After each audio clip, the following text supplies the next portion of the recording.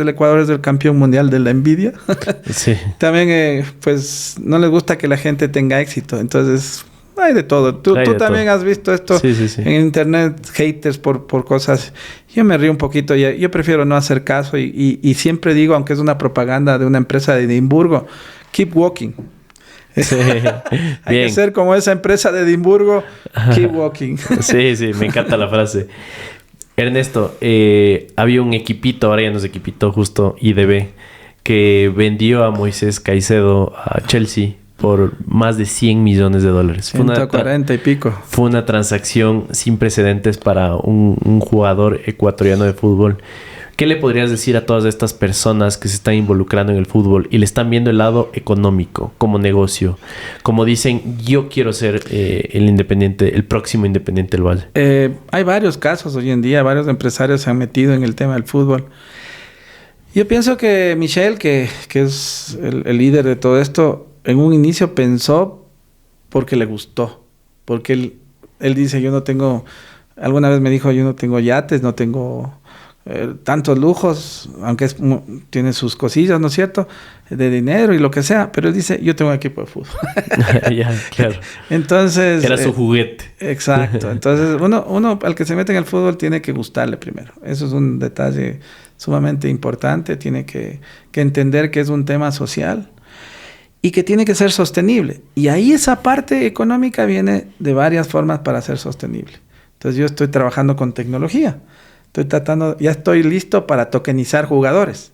Ay, qué bien. Y ya está listo la parte legal, todo. Entonces, cuando tú dices, yo puedo hacer esto, entonces tiene que de alguna manera sostener, porque el gusto puede ser, pon dinero, y no está bien. Entonces, y también compartir con más gente el riesgo. Y eso también creo lo hizo el IDB.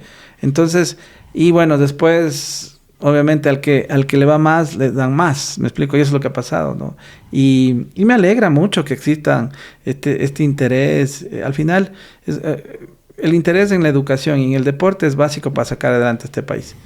Yo creo que si inviertes en educación, y veo que hay mucha gente que está metida en educación. Yo mismo, sin saber leer y escribir, me metí en educación. Sí, ya nos vas a contar sobre ese proyecto. Entonces, que me parece súper interesante. al final... ¿De qué depende todo esto? Depende de esa voluntad de querer cambiar. Y hoy en día el concepto de sostenibilidad es un tema que las empresas no solo deben decirlo por decir yo hago esto, qué bonito que hago, yo dono esto, sino ser una empresa que sea profit, ¿no es cierto? Que sea rentable. Después tener un tema de preocuparte en la people, la segunda P. Es decir, preocuparte en la gente, en lo que hace la gente, y luego en el planet. Entonces, nosotros hicimos esa estrategia y todo este conjunto de conglomerado empresarial se hizo en base a este modelo de people, de profit, people y planet. Es decir, en un modelo de sostenibilidad, de valor compartido, de valor ambiental y de innovación corporativa. Entonces, esa es la clave. Si uno se enfoca en ese esquema, va a tener mucho éxito en cuanto a cualquier iniciativa. Porque tú has visto, tú que estás en este negocio de la comunicación, si tú devuelves a la sociedad de alguna forma, estás dando algo con tu contenido, con este tipo de cosas. Y al final das algo a la sociedad te devuelve. Te retribuye. Así Entonces, ese es el modelo el cual creo que yo lo aprendí desde muy niño con mi mamá. Porque ella era trabajadora social, imagínate. Claro. Entonces ella siempre estaba con pueblos indígenas, con cosas, y a veces me acompañaba a mí, ¿no? Entonces yo le acompañaba. Chusa, y era durísimo para mí porque era caminatas terribles, y después voluntariado, y luego de noche regresar. Yo decía, mamá, no, ya no jalo, yo quiero ir a jugar fútbol. pero eso sin darnos cuenta, es lo que yo también inculco que las empresas, la gente sea solidaria. Obviamente tenemos que producir, pero también tenemos que generar algo social. A mis hijos igual, es la forma. Hay que desterrar todas estas cosas raras de racismo, de cosas de desigualdad de clase, sino que todos somos seres humanos. Al final no importa si uno tiene más o tiene menos, pero todos somos lo mismo. Ahí hay que devolver al que no tiene. Y hay que tratar de que el otro crezca. Aunque en Ecuador piensa distinto, ¿no? Es complicado. Hay dos temas que siento que estás metiéndole en tecnología al fútbol que me parece muy interesante. ¿Puedes contarnos un poco más de esto de la tokenización de jugadores? Que siento que son prácticas que ya se están haciendo en otros países. Vi el otro día una plataforma de tenistas, me parece súper chévere. Sí. Entonces... Mira, la tokenización y la tecnología existe hace rato. Claro. ¿No es cierto? El problema no está ahí. Está en el compliance de eso, es decir, la parte regulatoria que tiene que cumplir. Que es compleja en Ecuador. Y en Ecuador somos campeones mundiales. Yo tengo un hijo abogado. No sé si es bueno o malo, pero digo yo, son campeones mundiales para generar tanta y tanta regulación. Y es ridículo porque, vamos al ejemplo de la propiedad, de la protección de datos. Copian la protección de datos de España. Y claro, España, hostia, primer mundo. Y le ponen acá, tercer mundo. Entonces la pregunta es, ¿cómo una cosa que está pensado en un primer mundo, donde hay recursos, hay más tecnología, más accesos, le pones en un país de tercer mundo?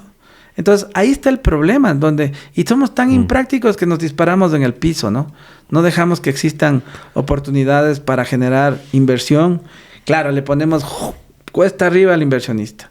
Le ponemos todo alta. So pena de protecciones o de situaciones en pro y en favor de trabajadores, cuando en el mundo funciona, que tiene que ser justo. Yo estuve en Zamora hace unos tiempos en una mina, en la más grande que es de este país, de oro. Tú vas al barriocito, al pueblito cabecera de donde está la mina, y ves un edificio mejor que... Ni Cumbayá tiene un edificio del Consejo Municipal. ¿Cómo logran que se irradie la inversión? Precisamente por esto, ¿sí? Entonces los encuentros, se llama el pueblito para más señas. Entonces el pueblito de los encuentros es un edificio. ¿Pero por qué? Porque está la minería. Claro. ¿Sí? ¿Me entiendes? Entonces, un poco, yo creo que hay que tener cuidado en el tema de las regulaciones. ¿Pero qué pasa con las regulaciones? ¿Están mal? ¿O están exageradas? O la una se contradice, o somos campeones de la ineficiencia regulatoria. Hacemos una ley y se olvidan el reglamento, o el reglamento no hay. Por lo tanto, la ley no existe. Entonces, a lo que voy, entonces, una vez superado eso y encontrado la forma con los abogados y todo, porque tenemos un estudio jurídico también dentro de la empresa, por mi hijo, ¿no es cierto? Analizamos cómo podemos y encontramos, a ver, hay que hacer esto, hay que hacer un fideicomiso, hay que hacer por acá, hay que tokenizar esto, porque hay empresas que puedes tokenizar hoy en día, una SaaS, etcétera, y toda esa maraña de todo eso al servicio de poder tokenizar a un jugador. Entonces esa plataforma usa blockchain. Entonces, ¿qué es lo que haces? Es dividirle al jugador los derechos, ¿no es cierto?, que de imagen, o los derechos que el club posea, para que se dividan en partecitos chiquititas, de tal manera que un hincha pone $100 y si le pega un Moisés Caicedo, uno de ellos, esos 100 se convierten en 10,000. ¿Me explico? Yeah. Entonces, pero el otro en cambio queda ahí, es un aporte al club, y además puede ser socio. Hay algunos beneficios. Entonces hay algunos beneficios, entonces es socio, está invirtiendo y puede ser parte del complejo que tenemos, que son 8 hectáreas y hay 2 canchas grandes de tamaño oficial. Pero falta la infraestructura, estamos poco a poco haciendo esto, ya está cerrado, estás invitado cuando quieras, pero es parte de ese modelo. Entonces usamos la tecnología para levantar. Queremos hacer un estadio. Imagínate la locura que estamos en esto. Queremos hacer un estadio. Entonces ese estadio va a ser tokenizado. Entonces en base a tokenizar, haces bienes raíces en donde levantas el dinero de mucha gente, y en función de eso llegas a un punto de equilibrio.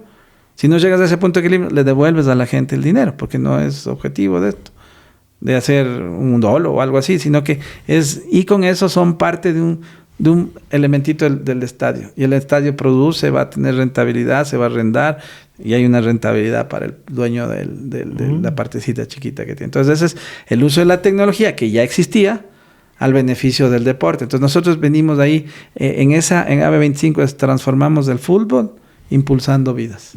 Entonces ahí estamos en ese, y claro, ayudando por ejemplo, tenemos una pequeña gente que vive en el club, que les damos de desayunar, alimentación, todo para que de alguna manera puedan participar, porque son gente que viene de muchas provincias y no tienen las facilidades que podrían encontrar si vinieran solos. Entonces, y bueno, y si a eso le suma a don Antonio, que viene de bien abajo, entonces entendemos cómo es el comportamiento y todo, y esto de la tokenización es usar la tecnología que ya existe con la regulación que es un dolor de cabeza en este país, ¿no? Pero funciona, ya estamos listos. Vamos a salir en los próximos días con algo ya. Estamos estructurando ya las figuras finales legales y yo estimo que en este trimestre estará al aire. Digamos que todos los jugadores de el Ecuador están tokenizados, incluyendo los de... No, esta plataforma podría servir, ya hemos hablado con algunos presidentes de club y están interesados, Emelec, Nacional. Qué chévere. El Aucas también hablamos, pero hubo unos cambios, no sé, habría que volver a ver si les interesa, pero ya está. Y obviamente yo sí voy donde Michel Deller, que es mi amigo, es un honor ser amigo de él, a lo mejor le interesa. Y también la ecuatoriana de fútbol, ¿no? Para que de alguna manera sea un tema que pueda ser beneficioso, ¿no? Porque mira que es desastroso el fútbol ecuatoriano, ¿no? Hay muy pocos equipos. Con el que jugamos el domingo es de la Serie B. Y hasta impago 3 meses, ni siquiera historia. ¿Por qué? Porque no hay los derechos de fútbol y todo eso es una historia... Es complicada. Entiendo. Entonces esto es otra forma de decir, bueno, tratemos de financiar el fútbol, ¿no? Obviamente hay otros factores detrás de todo esto, ¿no? Económicos. Hay la tendencia también de la contracción del consumo. Entonces eso también no hay consumo. Entonces hay que ver y analizarte eso, pero ya pues una gente que le gusta el fútbol, está crisis y se va al estadio. Antes del podcast estábamos conversando de las señales, ¿no? Las señales del mercado. Sí. Digamos que haciendo un fast forward en el tiempo, todos los jugadores del Ecuador están siendo tokenizados. Son tokenizados. No están todavía. Sí, por eso digo fast forward. En el tiempo, digamos que es un escenario. Como que te estás imaginando. Exacto. Dale, ya te entendí. ¿Qué señales daría Ernesto Kruger hacia 3 jugadores? O sea, 3 jugadores que tú le invertirías. Puede ser de AB25, puede ser de la selección. No sé, tiene que ser un jugador ecuatoriano. Yo tengo que hablar de mi club nomás. Ya, Casierra, Arana y Stewart. Ya, pilas. Entonces... señal aquí. Tenemos una señal importante. No, sí, te llegas a llevar... son chicos que te llegas a identificar con ellos, ¿no? Entonces, el abrazo con ellos después de una ganancia o de una pérdida es parte de la vida, ¿no? Así es.